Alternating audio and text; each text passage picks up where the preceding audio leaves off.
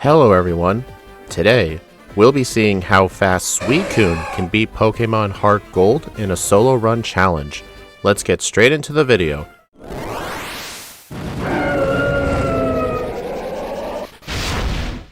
Earlier in the week we played through Raikou and Entei on stream, and Raikou had a major glow up from Generation 2, mainly because of early access to Thunderbolt as well as Charge Beam for setup.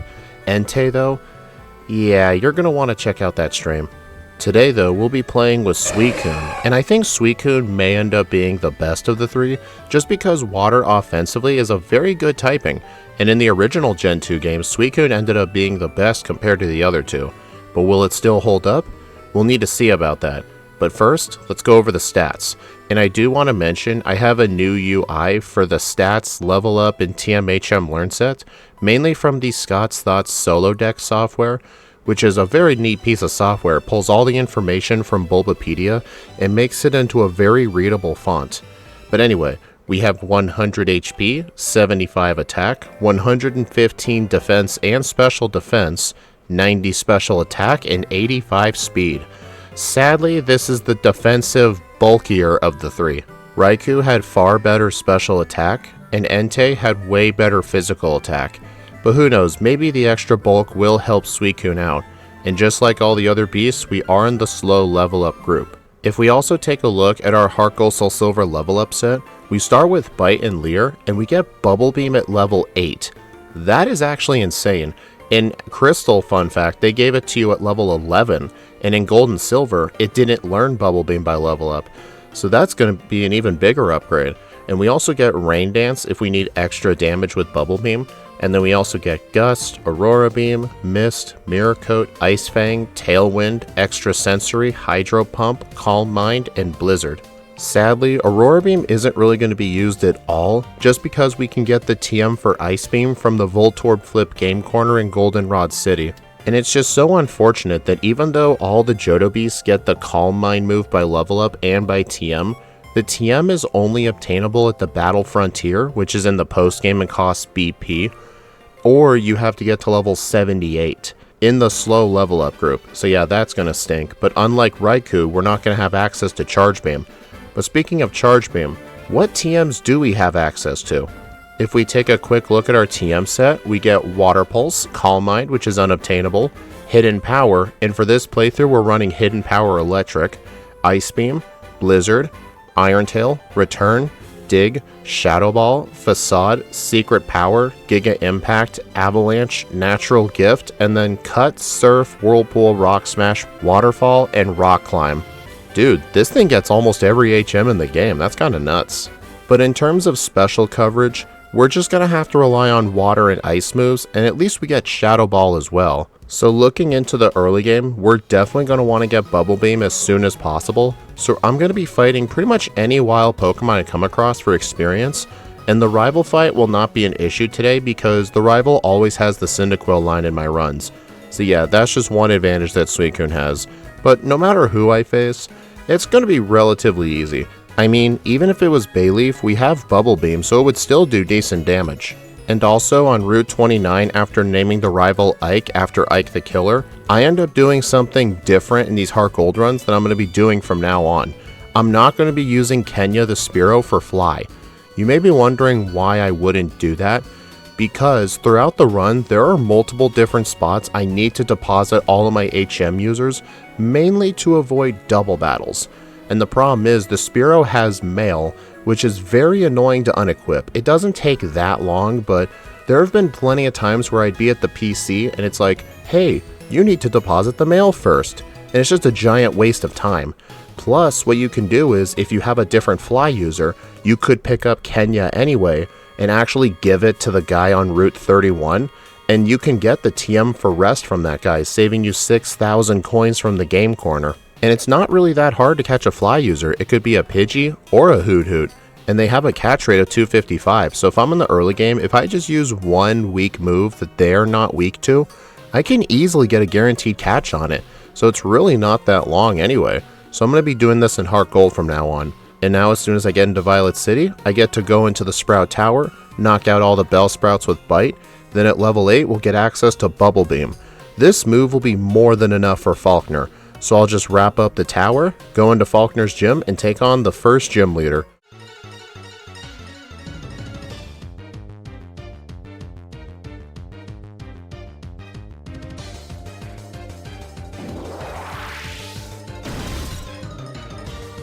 Falkner leads off with a level 9 Pidgey. I go ahead and one-hit it with Bubble Beam. Next up is the Pidgeotto. It looks like it was going to be a range to 2-shot, but I end up high-rolling the second Bubble Beam, and I ended up 2-shotting him anyway.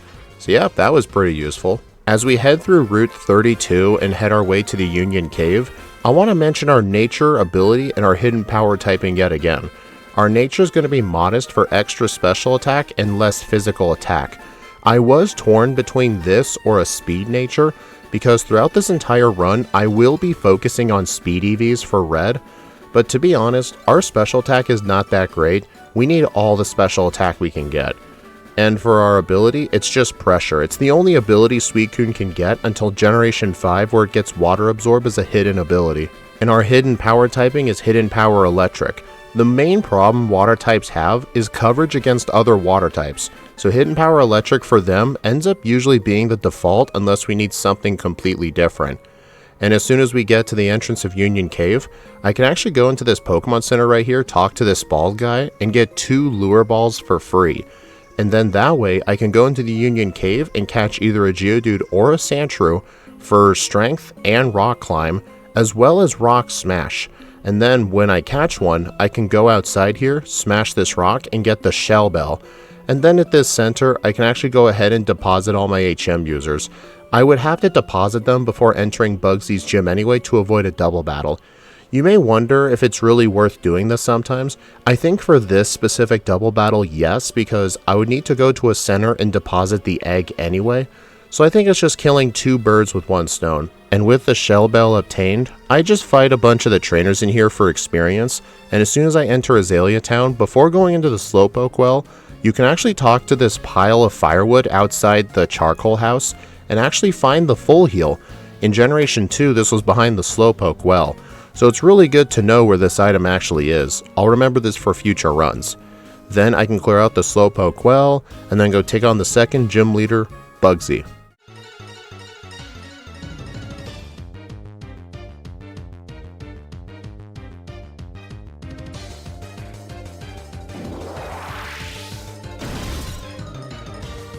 I'm not even going to save for this guy, although it was kinda risky. He leads off with Scyther. My main plan is just to spam Bubble Beam on it. I do have Rain Dance at this point, but kind of like an idiot, I actually forget to use it, causing the Scyther to be a 3-hit, but at least the Metapod and Kakunas are 1-shots pretty easily because the Scyther kept using U-turn.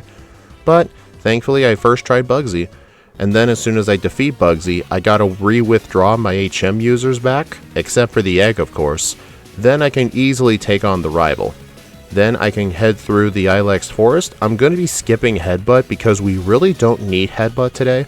And then we can exit the forest and enter Goldenrod City. One of the first things I like to do in Goldenrod City is go play some Voltorb Flip. I have been thinking lately if there's any Pokemon that could truly skip this, and honestly, I think the answer is no. Most Pokemon only need to do Voltorb Flip for like 5 or 6 minutes at most. And you have to think, like, having an upgrade for a move like Ice Beam, Thunderbolt, or Flamethrower, or Swords Dance, or Substitute that early can easily make up all the time in not having to do potential resets. Like, for example, Substitute is 2,000 Pokedollars, but think of how much harder Morty would be without it.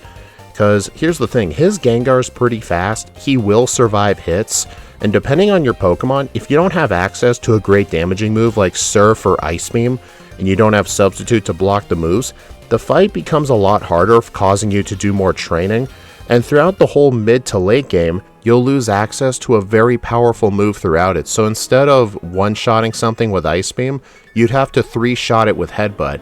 And I do think with almost every Pokemon in the game, it is always a net time save. And it's not just that. It's also the fact you can get an Abra here to help save time with teleport in the Kanto section mostly, as well as getting an early Dratini, because if you get the early Dratini here, not only will you have to skip the Dratini in the Dragon's Den, which is more annoying to get in this game because you have to walk back to the entrance, talk to Claire, then go back, but it also means you don't have to catch a Krabby for those same HM moves, or a Poliwag for that matter. So it ends up just being completely worth it to just always do the Game Corner. Anyway, what do I end up buying from the Game Corner? I just play Voltorb Flip until I get 16,540 coins, and I go ahead and purchase myself the following: 1 Abra, 1 Dratini, 1 Metronome Held item, 1 copy of Substitute, and 1 Ice Beam TM. I'm going to need Substitute for most of the Johto section, and I'm going to need Ice Beam for very powerful coverage. I will get Surf pretty soon anyway, and while I was buying the prizes, my party ended up being full, because I had a Drowsy in my party, which I wanted to trade for the Machop in the Goldenrod department store, because the Machop is holding the Macho Brace. I'm going to be focusing on Speed EVs, so I'm going to be pre-equipping this item in locations that I know give a ton of Speed EVs, such as the Olivine Lighthouse, the Rocket Hideout in Mahogany Town, as well as the Radio Tower, places that I know have lots of Speed EVs, so that way I can get the EVs I need without having to grind in the wild. But anyway, with our more powerful moveset, let's go take on Whitney.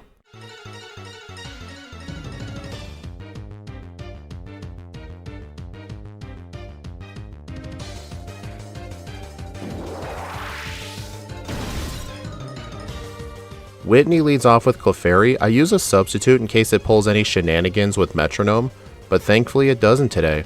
Next up is the Miltank. I still have access to Rain Dance, which I could use in addition with Bubble Beam, but I end up forgetting to do it, causing the Miltank to get into a semi-heal loop with Super Potion. But thankfully, even though I don't have the speed to outspeed the Miltank, I underspeed it by 1 point.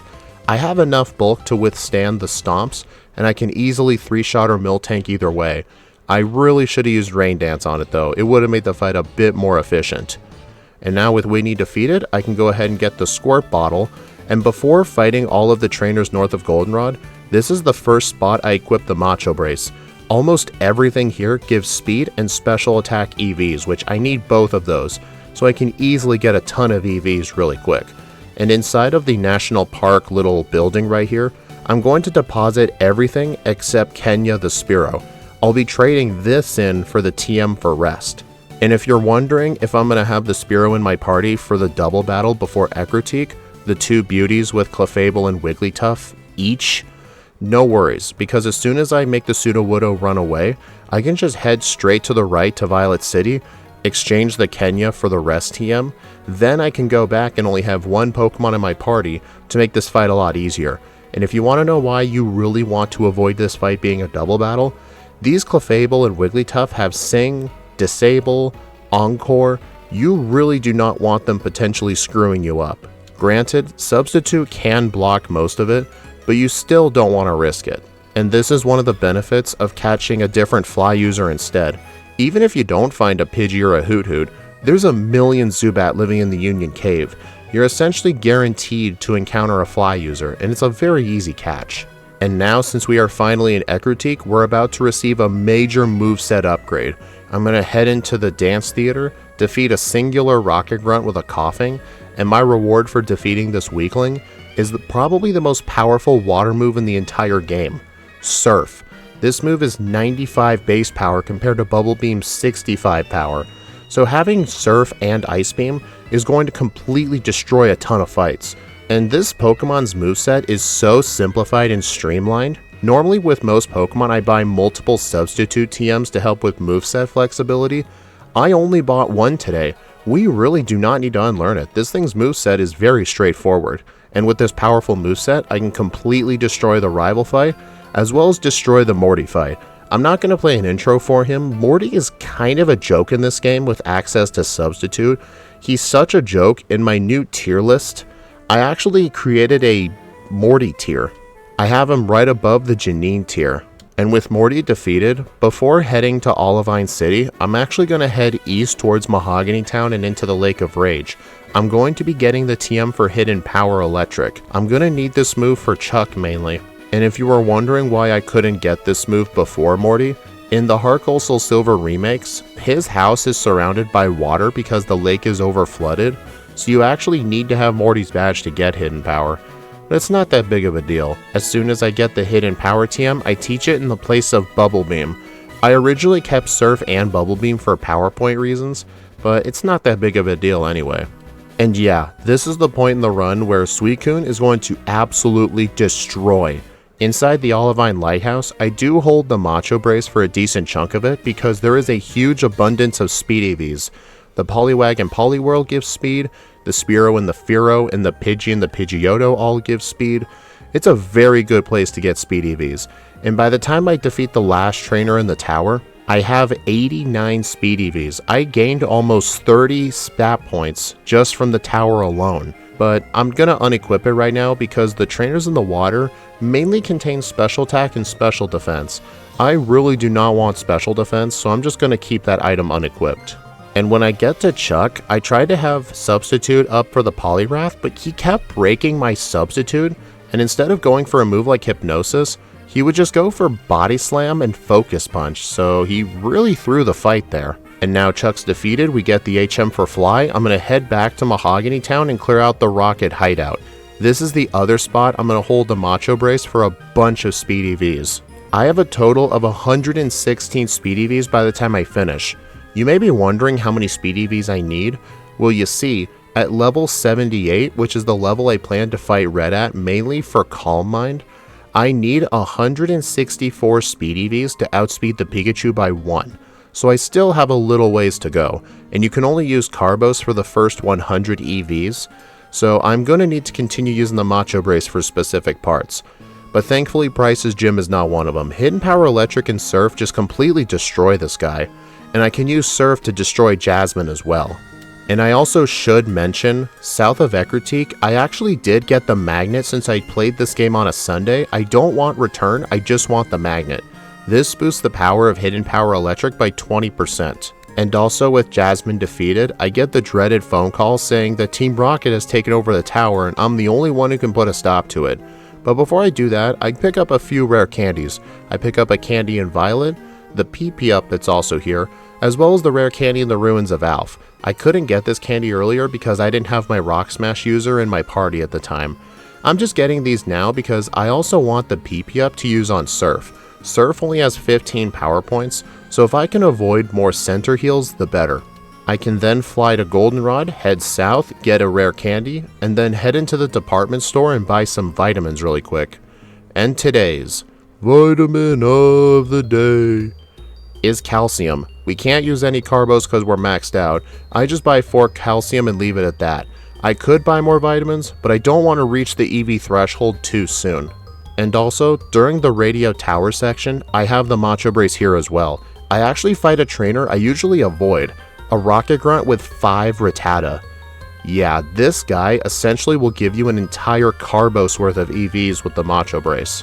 You know, getting the Macho Brace in this game would be a lot easier if you could just simply trade him in Abra like you could in the originals, but for some reason, they changed it to a Drowsy. I don't know why. Maybe because Abra was so rare and too hard to get, but come on, you could literally get it at the game corner for like 200 coins. Even the most basic player could get that. When you include the Radio Tower Part 1, the Underground with the rival fight, as well as the Radio Tower Part 2, not only do I not have a single blackout or reset, but by the time I defeat Archer at the very top of the tower, I have a grand total of 157 speed EVs. I hope you can see why the Macho Brace was definitely necessary. I've essentially made my goal of 164 speed EVs. I am 7 points short, but throughout this entire area of the game, I'm quite confident I can get those 7 points. Alright, since the Radio Tower section's done, let's go take on the 8th gym leader, Claire.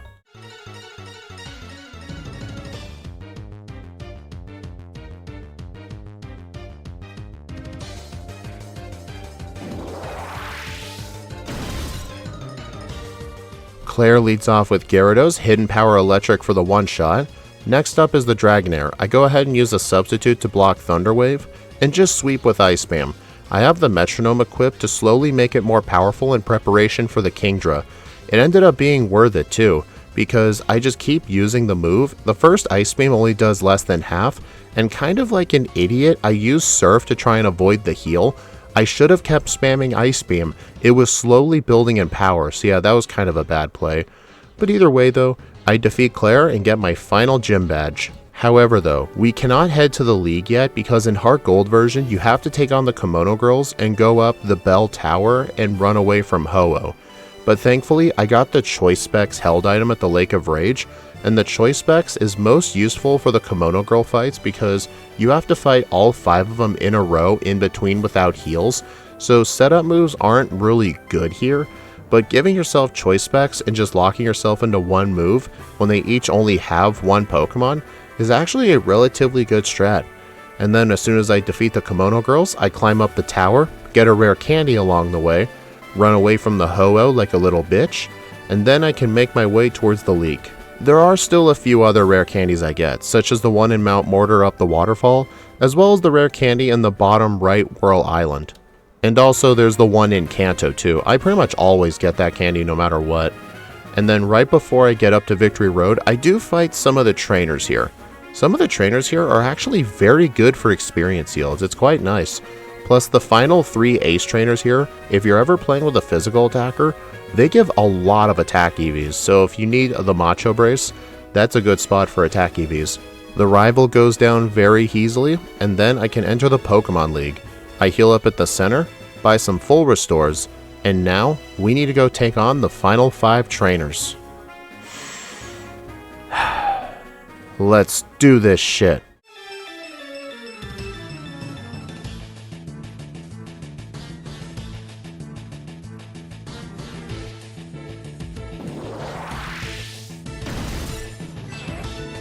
The first member of the Elite Four is Will, the Psychic-type user.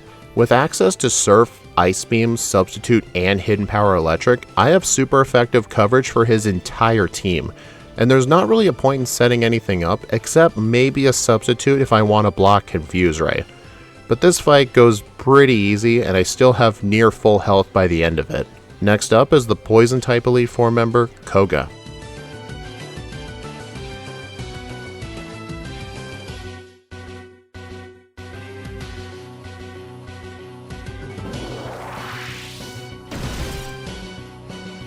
Koga leads off with Ariados. I go ahead and use a Surf instead of a Substitute, which was kind of a misplay, but honestly at the same time, I may have also done it on purpose. After quickly glancing at the notes Axukairi Sora made for me because he really likes helping out with the channel, props to him, he mentions that I need to blackout train at the league for a little bit preemptively in preparation for Red, as well as the round 2 league. So I'm like, you know what, I need to just black out right now. And when I make the Suicune fate, I realized I forgot to deposit the HM users first, so I'm just going to black out to Koga really quick and go back in. My plan is to get as far as possible into the league. Axu says after I beat Lance, I should be at least level 65, but since I grabbed pretty much all the Johto rare candies before coming here, I can use them to help me get to level 65, and after looking at the math, I realized I really don't need to do more blackout training. If I can just defeat Bruno, Karen, and Lance right now, I can easily get level 53 then use the rare candies afterwards. And in the whole time I spent describing this, Bruno was absolutely easy. Next up is Karen, the Dark-type Elite Four member.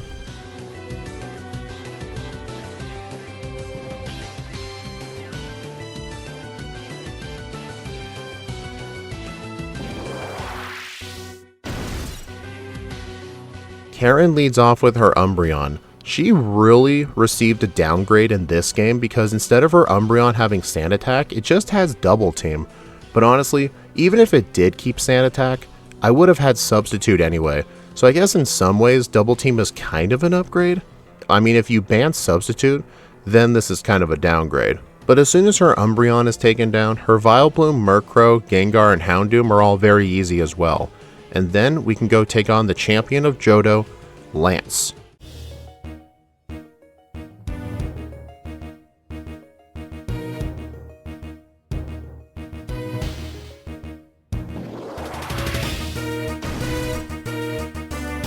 Lance leads off with his Gyarados. I go for Substitute right away, and it actually survives Hidden Power Electric at 1 hit point remaining. That was actually kind of insane. Must have been a range. Next up is his level 49 Dragonite. It'll be a one-shot with Ice Beam. His second Dragonite's a one-shot with Ice Beam. And his third one, oh wait, he sends out Aerodactyl next. Okay. The substitute gets broken by the Thunder Fang, but that was also another good reason for having the substitute up, because I knew for a fact I was going to underspeed the Aerodactyl, so I did that in preparation, and then I can defeat the final Dragonite and the Aerodactyl. I'm actually level 54, so I can easily use my candies, get the Kanto experience, a few Kanto candies, and easily get the level I need for round 2 of the league. But I'm actually going to hold off on it for now. I'm going to see how long I can hold off the rare candies for. And now, we are going to be on our way to Kanto. Normally in the original Crystal, I would just fade out straight to blue because the other Kanto gym leaders are pretty easy. I normally wouldn't do the same thing here, but we're playing such a good Pokemon, I think I'll do the same thing today. I'll fade out, and then as soon as I fade back in, if no one else provides any problems, we'll meet each other again at blue.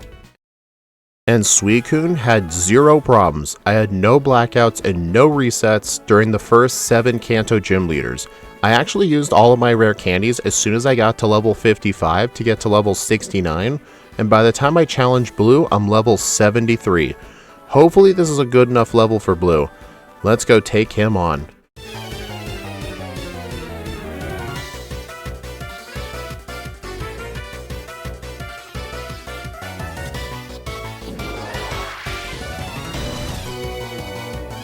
Blue leads off with his Exeggutor. I have to hope Ice Beam one-shots, otherwise it goes for Trick Room. Thankfully it does one-shot. Next up is the Rhydon, which is very frickin' funny that he sends that out second because of Thunder Fang. Next up is the Machamp. It has Thunder Punch, which makes me wonder, why would he send out Rhydon? He must have realized Thunder Fang would do more damage than Thunder Punch, but still, it's a rock and ground type for crying out loud. But it doesn't matter though. We can just defeat the rest of his Pokemon, even though the Pidgeot tries to use Whirlwind, and a critical hit return. Fun fact, a bunch of his Pokemon have return, but they have the default friendship of 70, which is roughly a return power of 28. That is pretty frickin' bad. And as soon as Blue is defeated, we gotta go talk to Professor Oak and get access to Mount Silver. However though, I require myself to fight round 2 of the league before attempting Red. And I'm going to want level 75 at the start, so that way by the time I beat Lance, I'll be level 78, which is perfectly planned out for the slow level up group.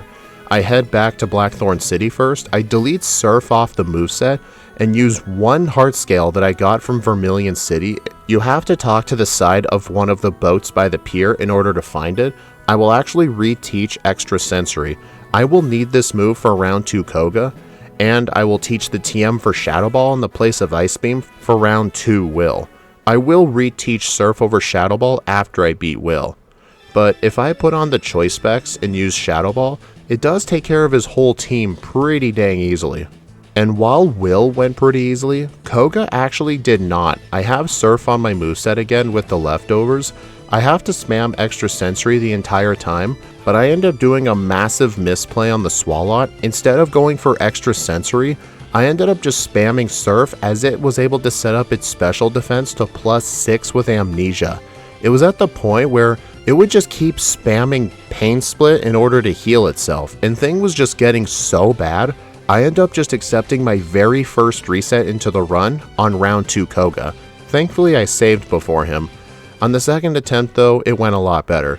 If you're wondering why I couldn't just spam Surf on everything else with the choice specs, his Toxicroak has dry skin, giving it immunity to water attacks. This is the reason we needed Extrasensory. I also make a misplay on round 2 Bruno. I should have used choice specs Surf spamming, but I accidentally forgot to equip it, and I end up trying to knock everything out with Extrasensory, but it failed. It took me another reset to realize, oh wait, I should equip the choice specs. And as soon as I equipped the specs, his entire team was an absolute joke. Karen leads off with her Weavile. I still have the choice specs here because choice specs with Surf will one-shot pretty much everything here. Thankfully she got rid of her Vileplume in this round. Although, just like with Koga, Bruno, and Karen, I end up making a massive misplay. I actually did not heal the PP of Surf, and I ended up knocking myself out with Struggle. And I don't know why, but I ended up making the very weird choice of actually just letting my HM users faint and re-challenge the league. I have no idea why I did this. I thought maybe I just needed it for Lance because I didn't get level 78 yet, and even if I needed Calm Mind, what I should have done in the first place was just get a secondary rare candy. So I feel like this was the biggest choke of the entire run.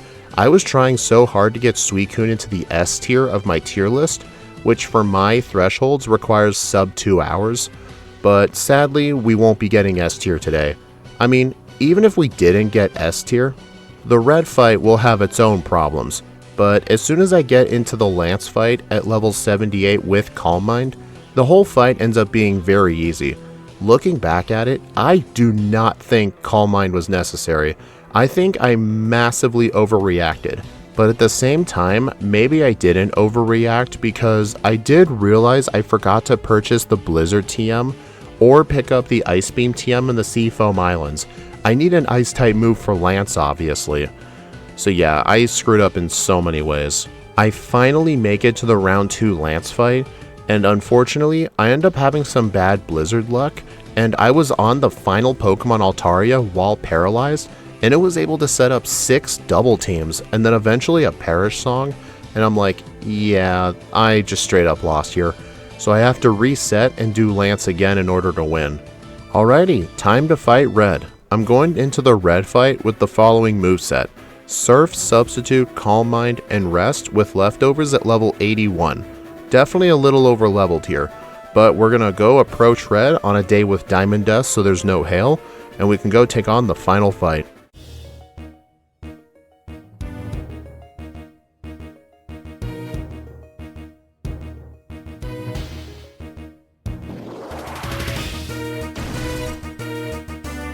Red leads off with his Pikachu. I'm gonna outspeed it by a decent bit, and I one-shot with Surf.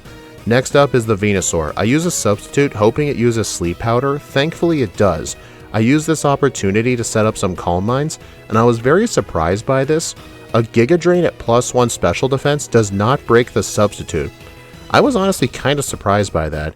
I think Giga Drain is still 60 base power in this game, which after verifying it, it actually is. It didn't become 75 power until Generation 5, so that's probably why it didn't break the substitute. But with +4, I can two-shot the Snorlax, the Lapras, and then last up are the Charizard and the Blastoise. And I have Rest for this fight in case I get paralyzed, which I did get paralyzed by the Lapras using Body Slam.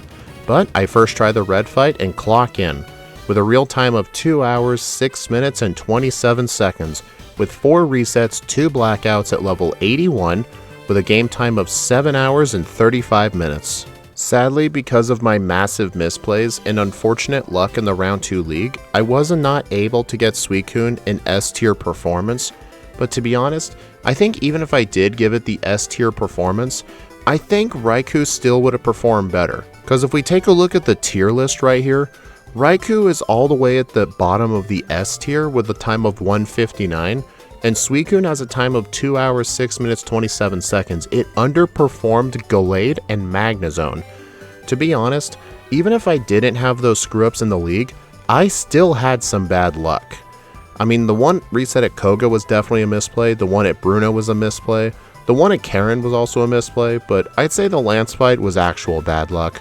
So yeah, I feel like I could have easily gotten this into the S tier as well. I even first tried the Red fight. I mean, maybe at some point I could give Suicune a second attempt at getting into the S tier because I know it definitely deserves it. But the thing is, Raikou only had 1 reset as well. It also did very good. Electric coverage is just super good. But I think if these two were given more proper, completely optimized second playthroughs, I think Raikou would still come out on top. But anyway, I hope y'all enjoyed this Heartgold video, especially the 2 streams this week. Please like, comment, and subscribe if you want to see more, and be sure to follow me on my socials or support the channel through YouTube memberships. YouTube members get access to the patch files for all the Mega Evolution Pokemon we do on stream in Pokemon Crystal, as well as a bunch of members only content. I always release these videos unedited VODs and put them up as members only, and I even do runs with other people now and then. Next week, we'll be finally getting back into Pokemon Emerald, and then after that week, we'll be getting back into Pokemon White 2, and then at that point, we'll have done all 13 games in cycle, and then we'll reset with another series. But anyway, for Pokemon Emerald, we have some very interesting runs planned. We're going to be playing the game with Poochyena and Zigzagoon. Yeah, I don't know why I chose to make myself do this. I remember Gym Leader Matt's played Poochyena, and it's a really bad Pokemon, but Gym Leader Matt's very good at optimizing, so I'll definitely look at his video for guidance. Anyway, thank you all for watching, and I'll see you all in the next video.